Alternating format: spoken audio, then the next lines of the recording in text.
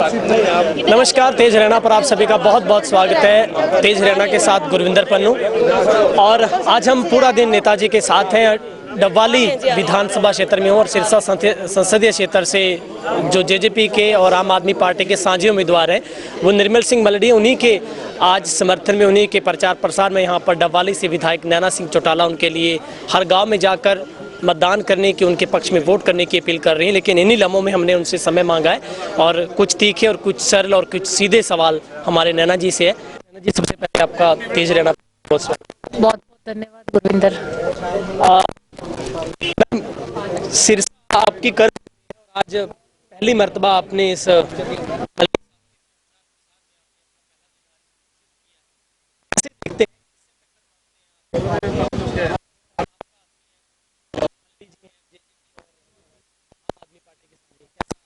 सिरसा में मिल रहा है। देखो, सिरसा ने हमेशा साथ दिया है। अगर मैं डबवाली हल्का लूं तो पहले अजय जी को जिता के भेजा, फिर उन्होंने मेरे को जिता के भेजा। वैसे तो सिरसा जिला चोई देवीलाल का ही है शुरू से, उनको वो लोग बिल्कुल देवता की तरह मानते हैं, तो पूरा सिरसा जिला ही साथ है।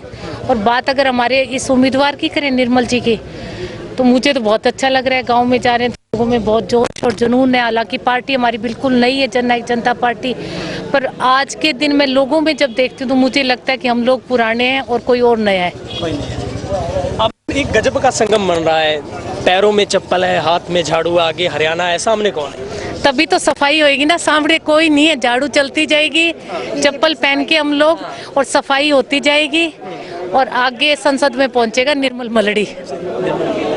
मैं भी सुनीता दुग्गल लगातार बीजेपी के ओर से वो प्रचार प्रसार कर रहे हैं, सिरसा संसदीय क्षेत्र में वो घूम रहे हैं। लेकिन एक बड़ा उनका एक जो वीडियो और वायरल भी हो रहा है और उनका ये एक बड़ा उनका बयान था। उन्होंने तेजाखेड़ा में जाकर ये कहा कि अब यहाँ पर शेरों का जो घर था, किला था, वो परस्त हो गया है, यहाँ पर कोई भी नहीं रहा और अब तो सारा परिवारवाद इनका बिखर गया है। लेकिन आप झुको नहीं, डरो नहीं, अब शेरनी आ गई है। तो आप ही के घर में ऐसा कौन सा डर का माहौल है कि अब शेरनी वहाँ पे शेरनी को आना पड़ा है? देखो, मैं सुनीता दुग्गल को कहना चाहूंगी कि शेर तो रहेंगे। ये जो आके अपने आप को शेरनी शेरनी कर रही है ना, एक तो ये बरसाती मेंढक है, दूसरा ये मैं कहूंगी कि ये गीदड़ी है।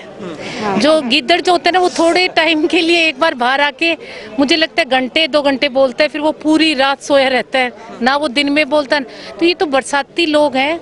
अब लोकसभा का इलेक्शन आ गया तो ये बाहर आ गई, वोट मांगने के लिए चली गई। इसने जब विधानसभा का इलेक्शन लड़ा था तो अपनी कॉन्स्टिट्यूएंसी में लोगों से ये वादा किया था कि अगर बीजेपी की सरकार आ गई तो मैं आपके लिए पीने के पानी की व्यवस्था करूंगी। आप वहाँ जाके देखो कि आज वहाँ ना पानी मिला, ना स्कूल, ना हॉस्पिटल। तो जो औरत 5 साल राज आने पर भी कुछ नहीं कर सकी, वो सांसद बन के क्या करेगी? जब 5 साल इनका ऊपर भी सरकार और नीचे भी इनकी सरकार, उसमें सुनीता दुग्गल ने को झंडे नहीं गाड़े, तो अब सुनीता दुग्गल क्या करके दिखाएगी? और बाद में तेजाखेड़ा में जाके ये कहती शेरनी, तो जो शेर हैं वो तो शेर ही रहेंगे और गिद्दड़ ऐसे भौंकते रह जाएंगे, मुझे लगता है शाम को। उस वक्त क्या था कि रतिया में जब वो 500 वोटों से हार गई थी तो वहां पर उनको 50,000 वोट आए, लेकिन समीकरण ये थे कि 32,000 उनको डेरा प्रेमियों के वोट आए थे। तो क्या लगता है इस बार डेरा का समर्थन है? आप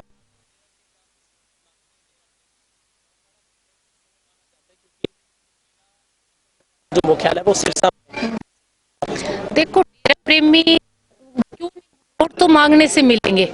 आप ये सोच लो मैं उस वर्ग से वोट नहीं मांगूंगी, मैं उससे। अभी भी तो देखो गाँव जाके ना, और जब तक वो कहते हैं ना बिना मांगे